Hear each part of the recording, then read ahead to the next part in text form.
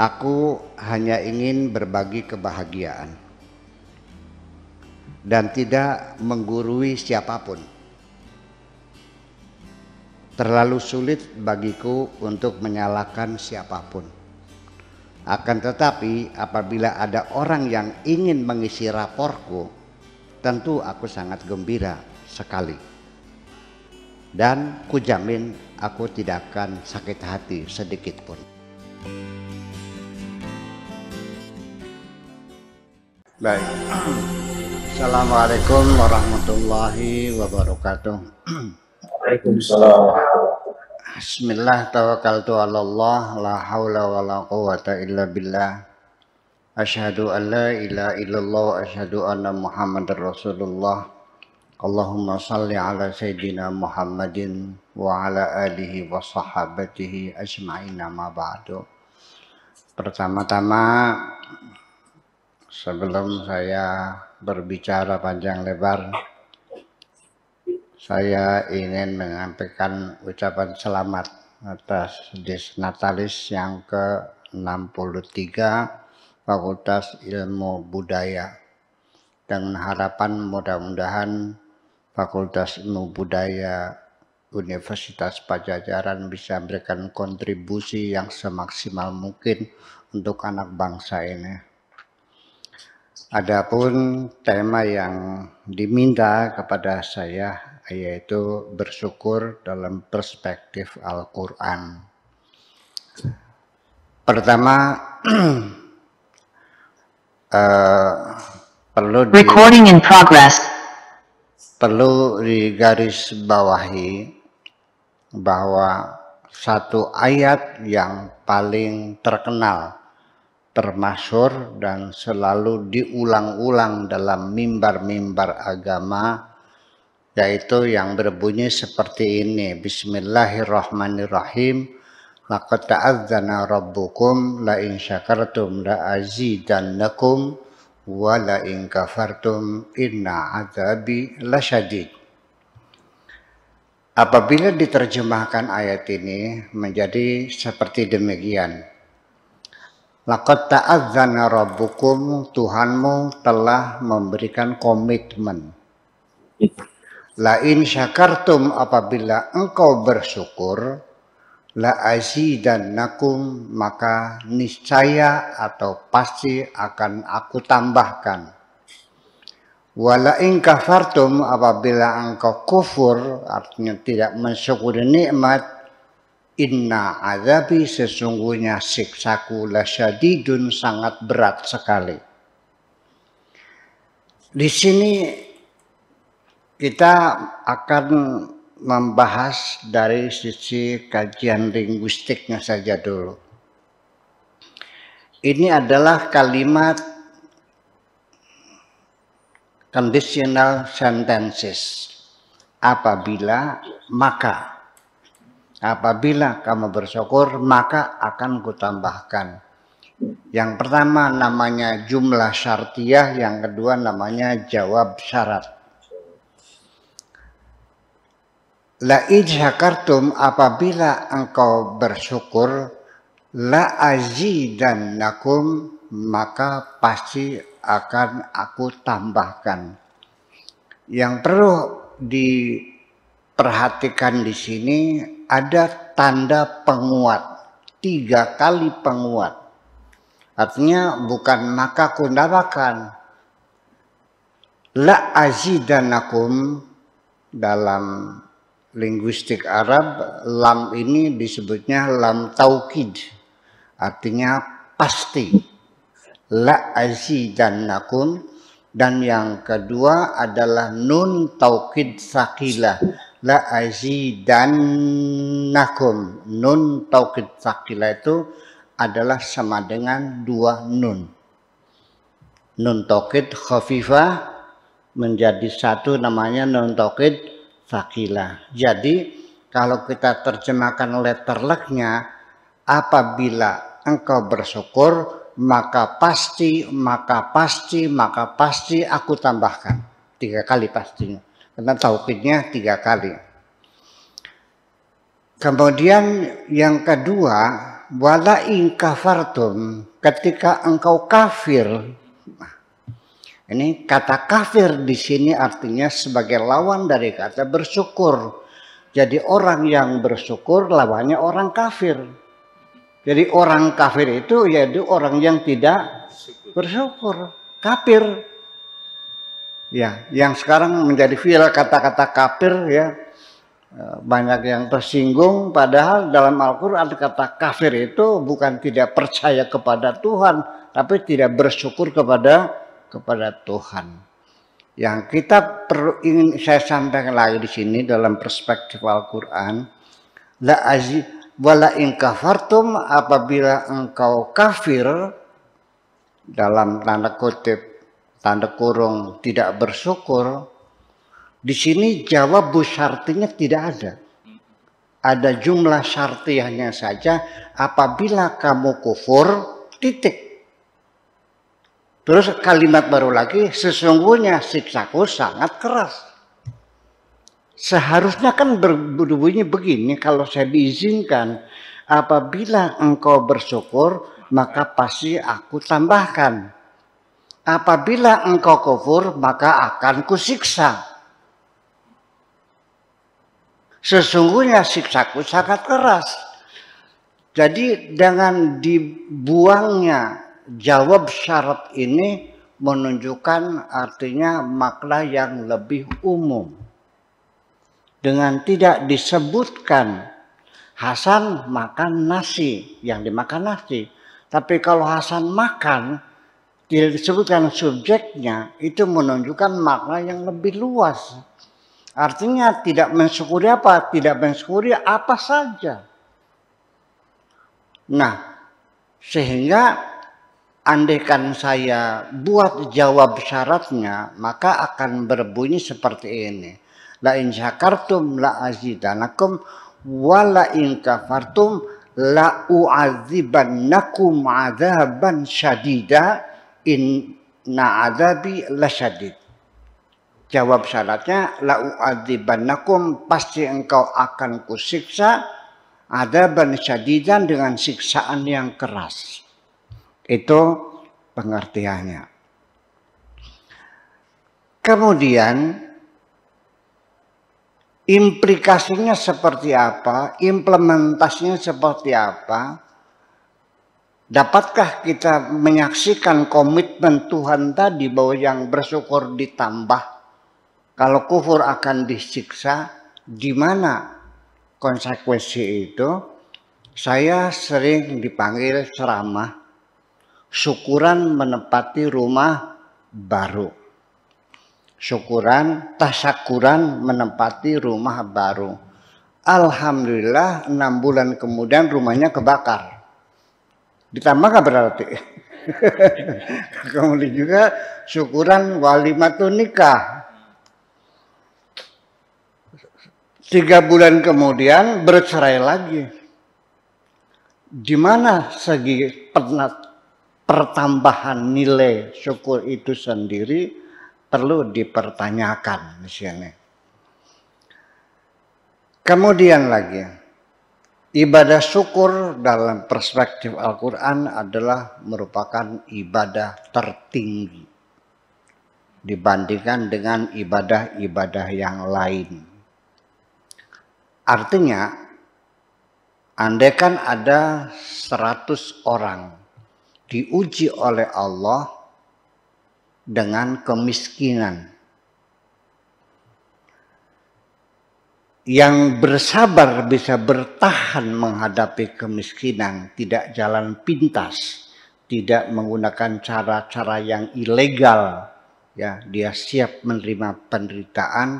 Ini diuji orang untuk bersabar dengan kemiskinan, 80% ternyata banyak yang lulus.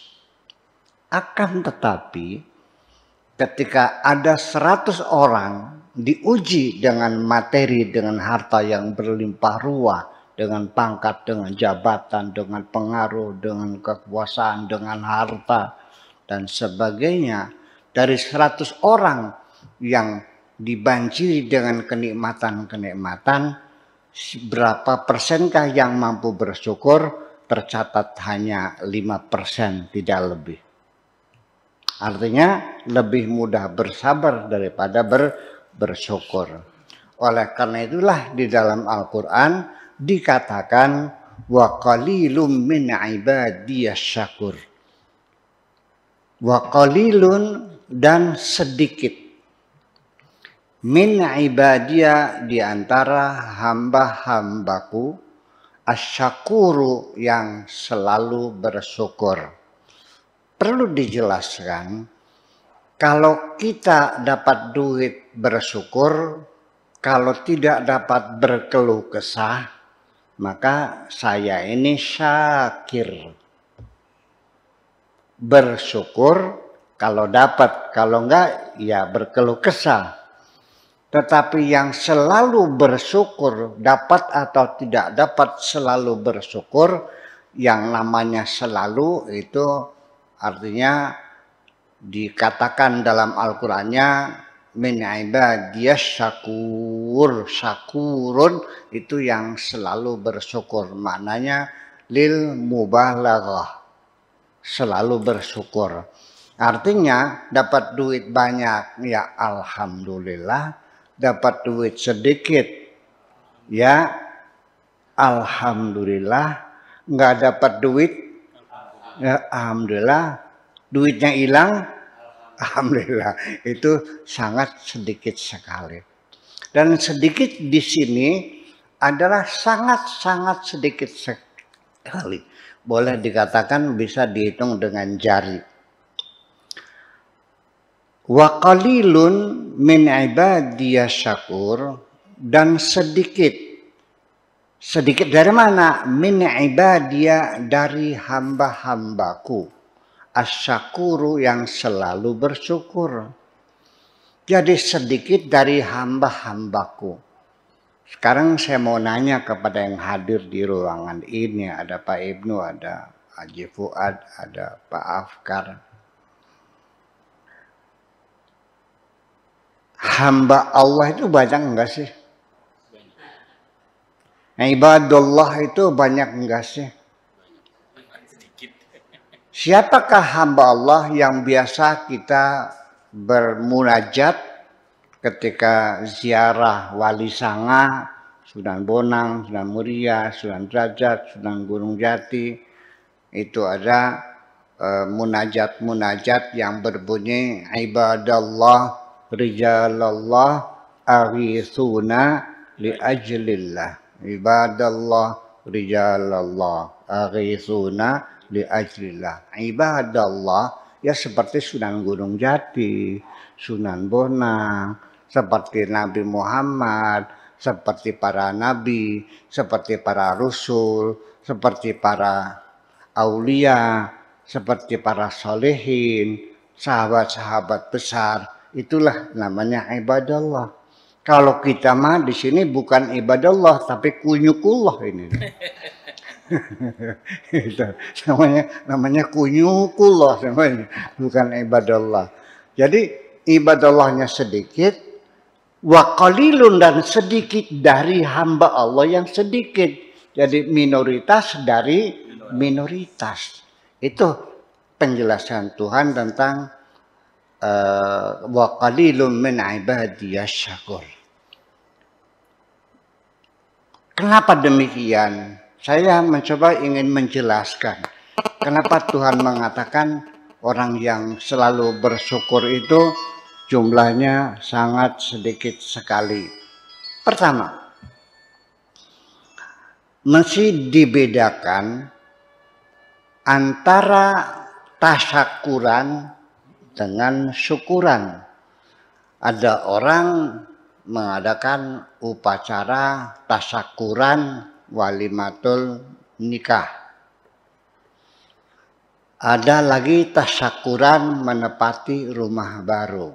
Ini tasyakuran, bukan syukuran. Sebab dalam konjugasi Arab sendiri, syakaro dan tasyakaro ini berbeda. Kalau syakaro itu bersyukur. Kalau tasyakara mengucapkan terima kasih. Jadi artinya tidak setiap orang yang mengucapkan terima kasih itu bersyukur. Tetapi orang yang bersyukur pasti berterima kasih. Tidak sebaliknya. Ya. Artinya bisa saja orang mengucapkan terima kasih tapi sambil marah. Andaikan anak kita minta uang 10.000, kitanya lagi nggak ada uang, cuman 5.000. Nah, nggak ada uangnya, cuma 5.000. Diambil juga, makasih. Tapi sambil jengkel juga lah kita tuh. Iya, kita beli sabrang di pasar 5 kilo, pas timbangannya. Masa nggak ada imbuhnya? Kalau untuk imbuhnya ternyata ditambah imbuh, tapi sabarang-sabarang yang bosok itu. Kita akan mengatakan terima kasih, tapi matanya melotot juga. Jadi tidak semua orang tasyakur itu. Jadi yang dijamin ditambah oleh Tuhan adalah orang yang bersyukur, bukan bertasyakur. Makanya perlu diingatkan, orang-orang yang memaku hajat itu, ini acaranya tasyakuran apa syukuran? Dua hal yang sangat berbeda. Kalau tasyakuran, ya itulah saya diundang tasyakuran menempati rumah baru. Selesai ceramah, saya diajak masuk ke rumahnya, diperlihatkan kamar tidur dan ranjangnya. Ini Pak Kiai, ranjang ini dari Braso, ini Kuningan, ini pesan dari Itali, ini harganya sekitar 500 juta harganya. Terus dibawa ke kamar mandi, kerannya itu dilapis dengan emas, restaplenya dari onik, ini langsung pesan dari Turki, ini harganya sekian ratus juta. Ini syukuran apa pameran? Ya. Jadi banyak orang yang pameran anggapannya bersyukuran. Itu bukan fenomena orang bersyukur, tidak seperti itu. Yang dijanjikan Allah akan ditambah itu adalah yang bersyukur. Dalam teori saya menghitung hampir ada 80 persyaratan orang bersyukur. Tetapi dalam kesempatan ini saya ringkaskan saja yang substantif saja ya tentang bersyukur. Pertama, kita bisanya bersyukur itu satu. Kita harus tahu bahwa kita mendapatkan kenikmatan dari Tuhan. Kalau kita tidak tahu, bagaimana Anda bersyukur? Andaikan Bapak Haji Fuad di rumah Anda, di bawah ranjang Anda, di bawah keramik Anda di situ terdapat harta karun menyimpan 1 ton emas. Tapi Anda tidak tahu. Bersyukur enggak? Senang enggak? Senang. Itu satu, tahu. Bagaimana kita akan bersyukur kepada Tuhan atas nikmat oksigen yang kita hirup setiap hari. Sampai usia saya 73 tahun saya menghirup oksigen gratis. Baru saya tersadar berapa harga oksigen. Itu memang tidak mahal ya, harganya sekitar 50.000. Tapi untuk supirnya berapa, untuk bensinnya berapa? 100.000 lah 1 botol itu. Saya habiskan sehari 2 botol, 200.000 untuk beli oksigen 1 hari. Dalam beberapa minggu saya harus dibantu dengan oksigen. Baru saya paham betapa hebatnya Allah memberikan oksigen gratis kepada saya. Tidak bayar sepeser pun. Baru saya bersyukur kepada Tuhan karena saya tahu betapa pentingnya oksigen bagi pernapasan kita ini. Itu pertama tahu dulu. Seorang perempuan datang kepada saya minta didoakan supaya mendapatkan suami yang soleh. Saya doakan. Ya Allah, kabulkan doanya. Ada seorang perempuan datang kepadaku dan minta didoakan dapat suami yang soleh. Alhamdulillah dikabul dapat suami yang soleh.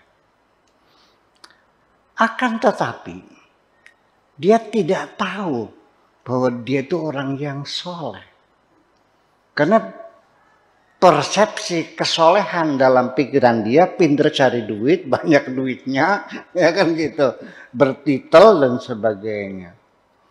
Apa yang terjadi selama punya suami hanya ngeluh sedada, kemudian apa? Kecerek tuh bahasa Indonesianya apa? Mengeluh, ya, nepak batuk gitu apa namanya? Mukul kepala, berkeluh kesah, karena ternyata sampai jam 9 pagi dia hanya geleng-geleng kepala, hilelo, berzikir sampai jam 9. Apa katanya? Tetangga sebelah barat jam 3 malam sudah ke sawah. Tetangga sebelah timur jam 6 sudah pergi ke pasar. Tetangga sebelah utara jam 7 sudah berangkat ke kantor. Suamiku masih geleng-geleng kepala di atas sajadah sambil ditarik sajadahnya. Menjengkelkan. Bersyukur nggak dia? Tidak, karena dia tidak tahu punya suami yang soleh.